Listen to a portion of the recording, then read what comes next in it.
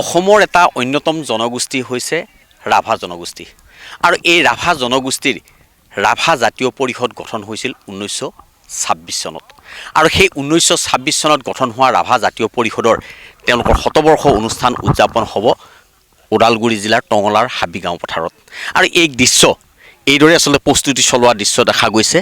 প্ৰায় 150 বিঘা মাটিত তেওঁলোকে এইদৰে আচলতে সেই যি নৰা আছে সেই নৰাসমূহ কাটা পৰিলক্ষিত হৈছে ওদালগুৰি জিলাৰ বিভিন্ন প্ৰান্তৰ ৰাভা জনগোষ্ঠীৰ যিসকল লোক আছে সেইসকল এইদৰে ওলাই আহি তেওঁলোকে নৰা কাটি আচলতে এই পথাৰখন মুকলি কৰা এক দৃশ্য পৰিলক্ষিত হৈছে আৰু এইদৰে আচলতে এক সমন্বয়ৰ বাৰ্তা কঢ়িয়াই আনিছে তেওঁলোকে সকলো ওলাই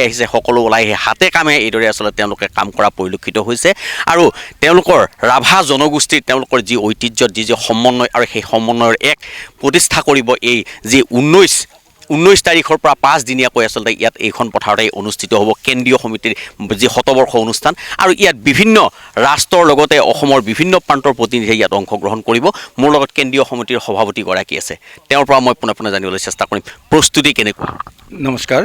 আপোনালোকে চেনেললৈ আমি নিখিল ৰাভা জাতীয় পৰিষদৰ পৰিয়ালৰ পৰা আমি ধন্যবাদ আৰু কৃতজ্ঞতা জনাইছোঁ যে অহা 2026 চনৰ 19 জানুৱাৰীৰ পৰা 5 দিনীয়া কাৰ্যসূচী আমি টংলা নিকটৱৰ্তী পুৰণি টংলা হাবিগত আমি অনুষ্ঠান অনুষ্ঠিত কৰিব বিচাৰোঁ শতবৰ্ষ য'ত অসম বেংগল আৰু মেঘালয়ৰ উপৰিও পৰৰাষ্ট্ৰ ভূটান নেপাল আৰু বাংলাদেশৰ পৰা মানুহ আহিব প্ৰতিনিধিবিলাক আহিব আৰু ইতিমধ্যে আমি সকলোৰ লগত যোগাযোগ ৰাখিছোঁ গতিকে ইয়াত অসমৰ মুখ্যমন্ত্ৰী কেন্দ্ৰৰ মন্ত্ৰী সৰ্বানন্দ সোণোৱাল আৰু মেঘালয়ৰ মুখ্যমন্ত্ৰী কনক চাংমা ছাৰো ইয়াত উপস্থিত থাকিব গতিকে তেওঁলোকৰ লগত আমাৰ যোগাযোগ হৈছে আৰু তেওঁলোকে থকাৰ কথা কৈছে অসমৰ মানে অন্যতম এটা জনগোষ্ঠী হিচাপে আমি ইয়াত নিজৰ জনগোষ্ঠীটোৰ ভাষা কলা সংস্কৃতি আৰু সাহিত্যৰ লগতে আমি সামাজিক আৰু অৰ্থনৈতিক যিখিনি ব্যৱস্থাত আছে এই ডিপ্ৰেপ কমিউনিটিটোৱে ৰাইজৰ আগত লেইলেই চাইছে কৰা খাই যদিও আমি শতবৰ্ষৰ পৰা এটা মাইল খুঁটা হিচাপে ল'ব বিচাৰোঁ ঐতিহাসিকভাৱে ইয়াত মানে আমাৰ ঐতিহ্যবিলাক আজি আমি দাঙি ধৰিব পাৰোঁ তাৰ কাৰণে ব্যৱস্থা কৰা মানে চেষ্টা আমি অব্যাহত ৰাখিছোঁ আৰু ওদালগুৰি জিলাৰ মানে ৰাইজৰ লগত থাকি আমি একেলগে কাম কৰাৰ কাৰণে যি ব্যৱস্থা লৈছে সেইটোত ওদালগুৰি ৰাইজে সুন্দৰভাৱে আমাক সহযোগিতা দিয়াৰ বাবে আমি অতি উৎফুল্লিত হৈছোঁ আৰু আশা ৰাখিছোঁ যে পৰৱৰ্তী সময়ত এইখন অভ্যৰ্থনা সমিতি বুলিয়ে নহয় এইটো অঞ্চলৰ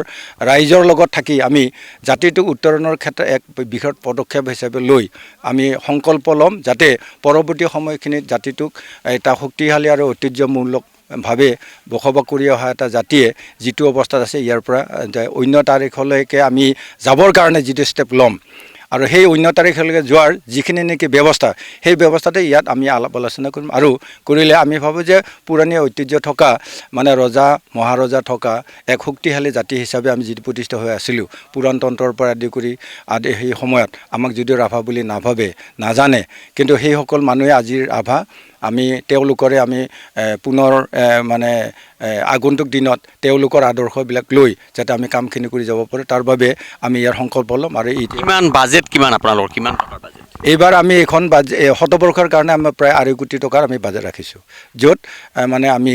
জনগণৰ পইচাৰে আমি কৰিব বিচাৰিছোঁ কাৰণ আমাক ৰজাঘৰীয়া পইচা বিশেষ নিদিয়ে সেইকাৰণে সকলো ৰাইজক আমি আহ্বান জনাইছোঁ যে প্ৰতিটো পৰিয়ালৰ পৰা আমি 500 টকাকৈ বিচাৰিছোঁ আমি 2 কেজিকৈ চাউল বিচাৰিছোঁ আৰু তাৰ লগে লগে মহিলাসকলৰ পৰা আমি পিঠা পনাবিলাক আমি নিমন্ত্ৰণ অতিথিসকলক অভ্যাগতসকলক খুৱাবৰ কাৰণে আমি তেওঁলোকক আমি সহযোগিতা দিবৰ কাৰণে বিচাৰিছোঁ আৰু লগে লগে আমাৰ জাতীয় স্বাভিমান কামবাংবিলাকো আমি তেওঁলোকৰ পৰা আমি বিচাৰিছোঁ মোৰ লগত জিলাৰ সম্পাদকগৰাকী আছে অতিথি কোন অতিথি আমাৰ ইয়াত অতিথি থাকিব আমাৰ ৱেষ্ট বেংগলৰ পৰা এজন বিশেষ ব্যক্তি আছে এই মিতালী ৰাভা ৰয় তেখেতে আমাৰ ইয়াত উপস্থিত থাকিব আৰু আমি ইতিমধ্যে আমাৰ অসমৰ মুখ্যমন্ত্ৰী ডক্টৰ হিমন্ত বিশ্ব শৰ্মাক আমি ইতিমধ্যে যোগাযোগ কৰি থকা হৈছে ইতিমধ্যে আমি ঠিক হোৱা নাই কিন্তু আমি নিশ্চয় ইয়াত আহিব বুলি আমি আশা কৰিছোঁ আৰু আমাৰ চেণ্ট্ৰেল মন্ত্ৰী সৰ্বানন্দ সোণোৱাল তেখেতক আমি ইয়াত নিমন্ত্ৰণ জনাইছোঁ ইতিমধ্যে প্ৰস্তুত চলি থকা হৈছে প্ৰতিনিধি প্ৰতিনিধি আমাৰ মেঘালয়ৰ অসমৰ বাহিৰৰ মেঘালয়ৰ পৰা আহিব আমাৰ ইয়াতে ৱেষ্ট বেংগলৰ পৰা আহিব অৰুণাচলৰ পৰা আহিব আৰু নেপাল হয় পৰৰাষ্ট্ৰৰ পৰা আহিব আমাৰ নেপালৰ পৰা আহিব আৰু ভূটানৰ পৰা আহিব আৰু আছে নৰা কাটি আছে ৰাভা জাতীয় পৰিষদৰ যি অধিৱেশন আপোনালোক খুব উৎফুল্লিত হোৱা দেখা গৈছে সকলো ওলাই আহিছে কেনেকুৱা হয় আমাৰ অনুভৱ খুবেই ভাল আৰু প্ৰস্তুতি বৰ্তমান আমাৰ তুংগত হৈ উঠিছে। সেয়ে আমি যিহেতু আঞ্চলিক হিচাপে আমি আজি খৈৰাবাৰী আঞ্চলিক আৰু কুবি আঞ্চলিকে ইয়াতে নৰা কটাৰ দায়িত্ব পৰিছে। আমি গোটেই গাঁৱৰ মানুহে ইয়াত ওলাই আহি এই মিটিংখন সাফল্যমণ্ডিত কৰাৰ উদ্দেশ্যে আমি সহযোগ কৰিছোঁ আৰু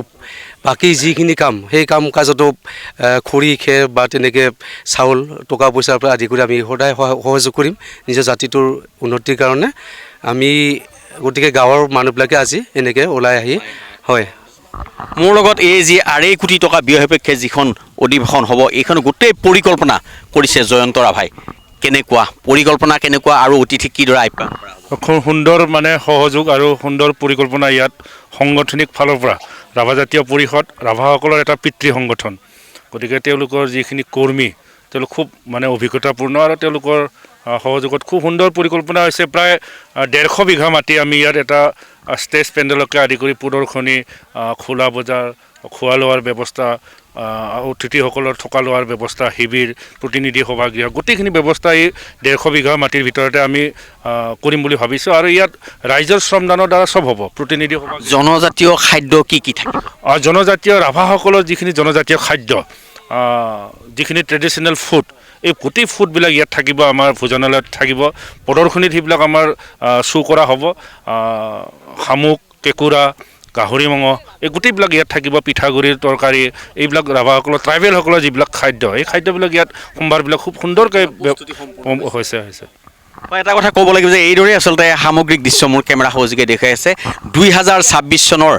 19 জানুৱাৰীৰ পৰা 5 দিনীয়াকৈ আচলতে এই ৰাভা জাতীয় পৰিষদৰ যিখন শতবৰ্ষ অনুষ্ঠান, সেই শতবৰ্ষ অনুষ্ঠান জাকত জিলিকা কৰিবলৈ এইদৰে আচলতে সকলো তেওঁলোকৰ যি ৰাভা জনজাতিৰ যিসকল লোক আছে সকলো লোক এইদৰে ওলাই অহা পৰিলক্ষিত হৈছে। নিজৰ পৰিশ্ৰমেৰে এই জাতীয় অনুষ্ঠানখন তেওঁলোকে আচলতে সাফল্যমণ্ডিত কৰিবলৈ এইদৰে প্ৰস্তুতি কৰি তোলা পৰিলক্ষিত হৈছে। আপুনি বিচৰা বাতৰি পাব কেৱল নিউজ 18 এপত। নিউজ 18 এপ ডাউনলোড কৰিবলৈ স্কেন কৰক এই QR কোড। গুগল প্লে ষ্টৰতো পাব এই নিউজ 18 এপ।